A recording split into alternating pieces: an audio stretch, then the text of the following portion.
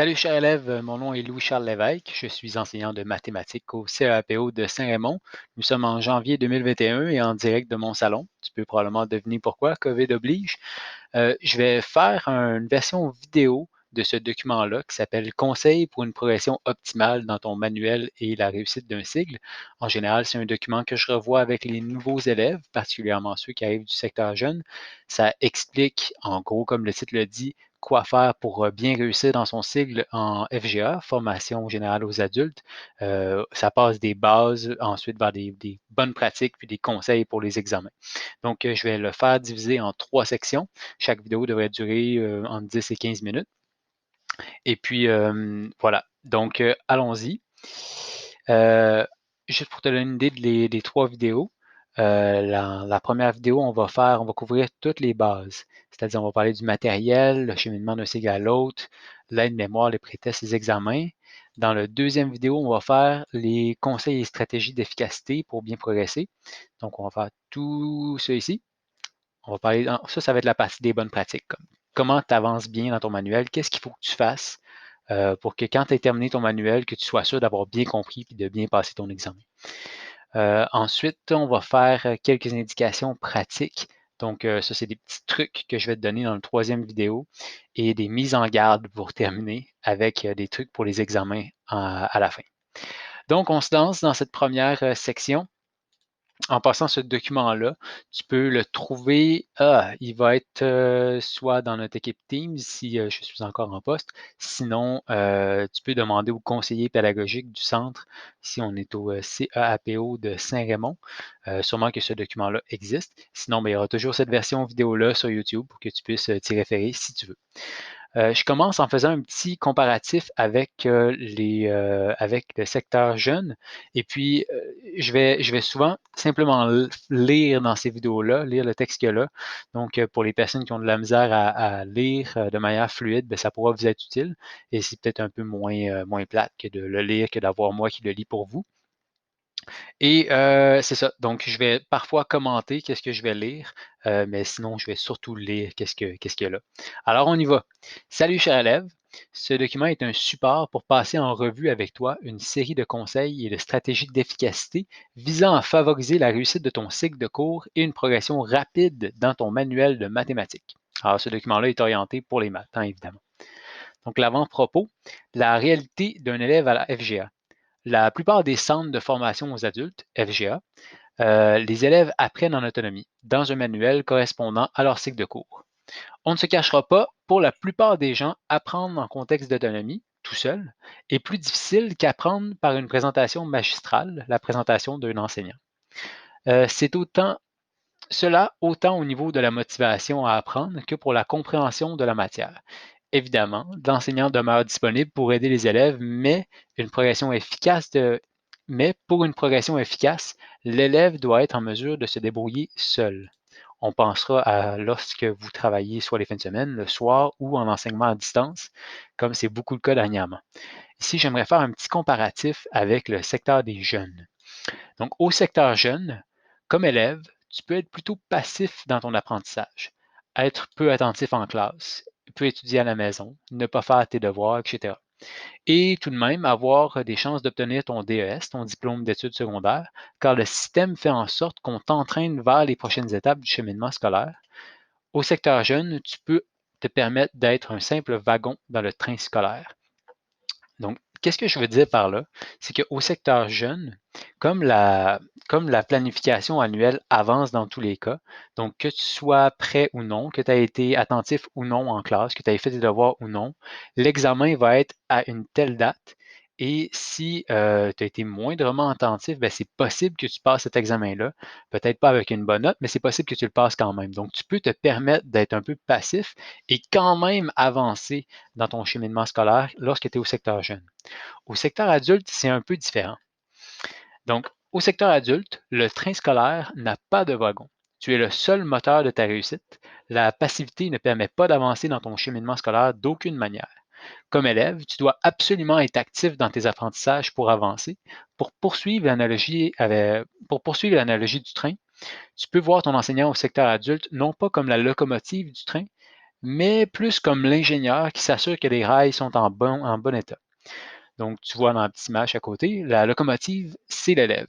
Donc, au secteur adulte, tu peux simplement pas avancer dans ton cheminement scolaire si tu n'avances pas toi-même. Il n'y a personne qui va te tirer ou qui va te pousser.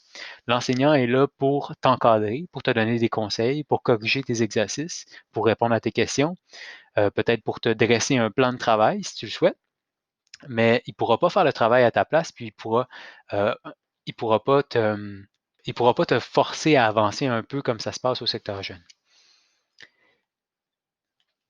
Les bases, donc le matériel. On y va rapidement. Donc ça, c'est une liste du matériel qui est nécessaire pour tes cours de maths. La règle d'or, et ça s'applique à tous les cours, c'est de toujours amener tout son matériel. Donc, ton manuel, toujours, hein, ton manuel qui devrait ressembler à ça, par exemple. Une calculatrice. Ici, je vais commenter ne pas prendre la calculatrice de ton cellulaire car tu ne pourras pas utiliser celle-là lors de ton examen. Il est préférable de faire l'examen avec une calculatrice avec laquelle on est familier. Ça arrive que les élèves arrivent en examen avec une calculatrice qu'ils n'ont jamais vue, puis ils ne la connaissent pas, puis ont la difficulté à l'utiliser, donc ils perdent du temps à l'examen. Alors, c'est préférable de faire tes calculs sur une vraie calculatrice et pas sur celle de ton cellulaire. Recommandation, choisir une calculatrice scientifique qui permet d'afficher les lignes de calcul. Donc, j'aurai une image qui résume tout le matériel que je te parle dans un petit instant. Un cahier pour prendre des notes, ce n'est pas obligatoire. Donc, qu'est-ce que j'ai mis en gras ici, c'est obligatoire. Qu'est-ce qui n'est pas en gras, c'est pas obligatoire, mais c'est conseillé. Donc, un cahier pour prendre des notes, préférablement quadrillé. Des feuilles brouillon, ça c'est utile pour griffonner une tentative de résolution de problème, avant de la noter au propre dans ton cahier ou pour schématiser au brouillon un problème. Parce que ton cahier, là, tu veux que ce soit un peu comme une œuvre d'art. Tu veux le garder beau, tu veux faire des exercices qui sont complets, qui sont propres, qui sont bien organisés. On en parlera un peu plus tard. Donc, tu veux avoir de quoi écrire et de quoi effacer. Voici mes conseils. Les crayons en bois à mine avec un aiguisoir sont préférables car les pages du cahier sont minces et peuvent se perforer rapidement si les mines sont trop pointues. Une efface en bâton est préférable pour la même raison. Un stylo, préférablement un stylo à 4 couleurs, c'est parfait pour les codes de couleurs. Un ruban correcteur ou un correcteur liquide, préférablement un ruban correcteur rechargeable. Ça va prendre des surligneurs, entre 2 et 4, c'est pratique pour les codes de couleurs. Obligatoirement un ensemble de géométrie, ça c'est certain que tu en as besoin d'un, surtout si tu fais les sigles MAT P104, MAT 1102 et MAT 2102. Autrement, là, une réglette de 15 cm et un rapporteur d'angle, ça suffit. Favoriser les compas dont la pointe à mine n'est qu'un crayon qu'on y fixe. Je te montre ça tantôt. Les modèles à mine spéciale ont plusieurs désavantages, dont la possibilité de perdre ladite mine. Des marqueurs de page, c'est essentiel pour marquer la page d'exercice ou la théorie actuelle, ainsi que celle du corrigé. Un étui à crayon pour tenir le tout, préférablement à double compartiment à fermeture éclair. Un porte-document. Tu auras parfois des pages libres à conserver, des exercices supplémentaires, explications de l'enseignant, aide-mémoire, etc. Un porte-document de type classeur est donc préférable. Je te montre ça dans l'image tantôt. Un appareil électronique quelconque pour écouter de la musique plus des écouteurs. C'est parfois utile d'écouter de la musique pour s'aider avec la concentration. Une bouteille d'eau pour éviter les allers-retours à l'abreuvoir. Donc, avec tout ce matériel-là, ça devrait être pas pire. Pourquoi ici le matériel électronique, l'appareil électronique plutôt qu'un simple cellulaire? C'est qu'un cellulaire, ça peut, même si tu peux écouter de la musique avec, ben, ça peut te distraire des fois. Donc, si tu es ce type de personne-là qui est facilement distrait, ben, tu peux peut-être ranger ton cellulaire puis écouter la musique sur un MP3, par exemple. Donc, je te résume ici tout ça, cette calculatrice-là que je te conseille avec les lignes de calcul qui s'affichent quand on met la réponse. Un cahier de notes, préférablement quadrillé, ici à droite. Un ensemble de géométrie. Le compas avec le crayon qui se fixe, c'est ça ici que je voulais dire. Là. Donc, c'est pas une mine, c'est juste un crayon en bois que tu mets là. C'est préférable ceux-là. Ils coûtent moins cher aussi. Des marqueurs de page. Ici, tu as le ruban correcteur, les surligneurs, l'aiguisoire à crayon avec le crayon, puis l'efface en bâton qui est là. Le stylo à quatre couleurs. Je l'aime bien, ça, là, il est bien efficace. Une essuie-crayon double à fermeture éclair, c'est pas mal ça que ça te prend pour séparer ton stock. Une bouteille d'eau et un porte-document. Un porte-document, là, vraiment, je pense que c'est très important parce que dans tes différentes matières, ça va arriver assez souvent qu'on te donne des feuilles, ne serait-ce que pour ton aide-mémoire, puis des feuilles brouillons que tu aimerais garder. Donc, je te conseille fortement d'avoir un classeur comme ça. On poursuit avec le cheminement normal d'un sigle à l'autre. Donc, quand tu arrives, tu es à un certain sigle, et puis on va avancer dans le cheminement, tu vas passer d'un sigle à l'autre. Voici à quoi ça va ressembler en mathématiques. Donc, voici le cheminement normal d'un sigle à l'autre à la FGA. Les étapes obligatoires sont en gras. Donc, complétion d'un chapitre, module du manuel. Complétion de l'évaluation du chapitre, donc à la fin du chapitre. Correction de l'évaluation de ce chapitre par l'enseignant. Donc, tu fais chapitre, tu fais l'évaluation. Une fois que l'évaluation est faite, l'enseignant le corrige. Au besoin, correction de certains numéros par l'élève, puis retour à l'étape 3 et remise d'exercices supplémentaires. Parce qu'on va essayer que tu aies terminé, que tu aies bien compris le chapitre 1 avant de passer au chapitre 2, et c'est l'évaluation de chapitre qui nous permet ça. Les évaluations de chapitre, c'est les pages qui sont en rouge là, dans ton manuel. Donc, c'est à la fin d'un chapitre, ça ressemble. C'est les pages qui ressemblent à ça, là, avec des bordures rouges.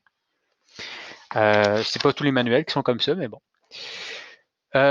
Après avoir complété l'évaluation, on répète l'étape 1 à 3 jusqu'à la complétion de tous les chapitres du livre. Ensuite, l'enseignant va vérifier ton manuel. Il va vérifier que c'est bien réalisé. Ensuite, tu vas compléter des pré-tests, un à plusieurs. Et c'est l'examen. Si tu réussis l'examen, c'est le passage au prochain cycle et on répète les étapes. L'aide-mémoire. Pour tous les examens de mathématiques, tu auras droit à une feuille d'aide-mémoire pour t'aider pendant la réalisation de l'examen. Cette feuille doit être blanche, de format 8,5 par 11 pouces, c'est un format normal de feuille, rédigée à la main, ça veut dire manuscrit, recto seulement, donc d'un seul côté, et identifié, important, avec ton nom, ton cycle de cours, la date prévue de l'examen. Par la suite, ton enseignant validera tes notes sur ton aide-mémoire et signera ton document avant de le remettre à la surveillante d'examen. Des conseils sur comment et quand rédiger ton aide-mémoire seront abordés dans quelques pages, donc c'est dans la deuxième vidéo, je crois. Quelques mots sur les pré-tests. Bon, comme leur nom l'indique, les pré-tests font office de préparation finale à l'examen. Ils ont le même format que l'examen, le même type de questions, le même niveau de difficulté et donc devraient prendre à peu près le même temps à réaliser. On commence à réaliser des pré-tests après la complétion du manuel et de ses évaluations. Idéalement, ils sont complétés avec, pour seule aide, la feuille d'aide-mémoire qui devrait être déjà réalisée à cette étape. Cela dans le but de reproduire les conditions dans lesquelles tu feras l'examen. Parce qu'à l'examen, tu as seulement ton aide-mémoire pour faire ton examen. Donc, quand tu fais les pré-tests, l'idée, c'est de reproduire comment ça va être à l'examen. Donc, tu fais tes pré-tests seulement avec ton aide-mémoire. C'est ça qu'on essaie de reproduire. Typiquement, les élèves font entre 2 et 4 pré-tests par cycle de cours et devraient idéalement se tenir à l'intérieur d'une période de moins de 2 semaines. Cela afin d'éviter d'oublier la matière apprise. Donc, quand on arrive au pré-test, c'est le temps de peser sur l'accélérateur, c'est le temps vraiment de mettre la gomme pour aller faire l'examen. Pour chaque pré-test, il est pertinent de tenir un registre de la quantité de temps qu'on y travaille afin de s'assurer qu'on est en mesure de réaliser dans le temps prescrit. Donc, tu veux te faire peut-être un petit tableau comme ça sur la page couverture du pré-test qu'on te donne, où est-ce que tu notes pour chaque séance de travail que tu as faite, l'heure du début, l'heure de fin, et donc tu peux en déduire la durée. Et pour chaque séance de travail, tu fais l'addition de la durée et tu le sais combien de temps tu as passé sur le pré-test. Ça, c'est pratique parce que si tu te rends compte que tu fais tout le temps tes pré-tests entre 4 et 5 heures, tu vas peut-être manquer de temps. Tu vas peut-être manquer de temps, donc tu ne veux peut-être pas aller faire ton examen tout de suite ou tu veux travailler là-dessus. Donc, quelques mots sur les examens. Je crois que ça va clore ce premier vidéo. Quelques mots sur les examens. Chaque sigle de cours, par exemple le sigle Math 2101, a un manuel et un examen associés. C'est l'enseignant qui inscrit son élève à son examen de sigle lorsqu'il juge l'élève prêt. En général, une fois qu'un ou des pré-tests ont été réussis avec succès et réalisés à l'intérieur de la période de temps qui a été octroyée à la passation de l'examen, donc entre 3 ou 4 heures, dépendamment de l'élève. les examens se font dans la salle du centre. Les examens se font dans la salle du centre, oui, avec d'autres élèves de d'autres classes. Il s'agit du local 028 pour les élèves sans mesure adaptative et ceux ayant droit à du temps supplémentaire. Ceux ayant droit à la médiation, présence d'un orthopédagogue lors de l'examen, font leur examen au local S19, donc c'est au sous-sol. Il est impératif de prévoir arriver d'avance à son examen, entre 5 et 10 minutes, car il n'est pas possible d'accéder à la salle d'examen passé l'heure du début. Aussi, prévoir d'aller aux toilettes avant le début de l'examen, car les sorties ne sont pas autorisées, ou plutôt les sorties ne sont autorisées que pour les urgences, car elles dérangent les élèves en examen. Le matériel autorisé pour passer un examen se limite à de quoi écrire, de quoi effacer, tracer, donc l'ensemble de géométrie, et une calculatrice. C'est tout. Tu ne peux pas avoir ton cellulaire. Il y aura également ton aide-mémoire qui va être donné à l'examen. Il existe un nombre de versions limitées des examens. Ainsi, l'élève doit s'assurer de passer son examen en moins de 3 essais, sans quoi son enseignant pourrait lui imposer de recommencer son manuel. C'est quelque chose qui est possible parce qu'il y a peut-être 4 ou 5 versions des examens, dépendamment des sigles.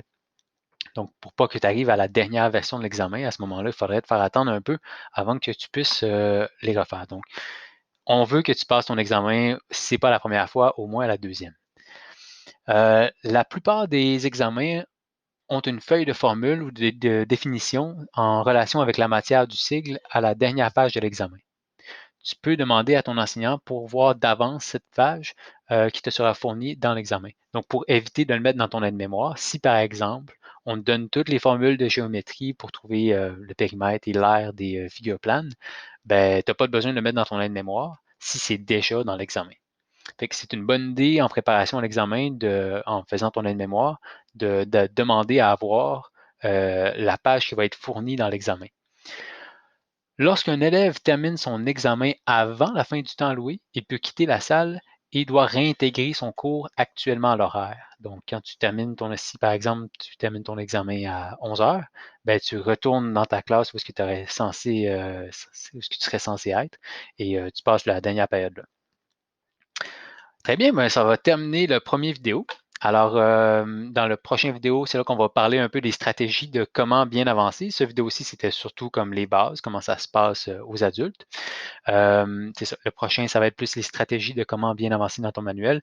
Et le prochain, ensuite, ça va être des trucs et astuces et quelques petits conseils divers. Bon, alors ça m'a fait plaisir de te parler. On se revoit aux prochaines vidéos. Allez, à plus!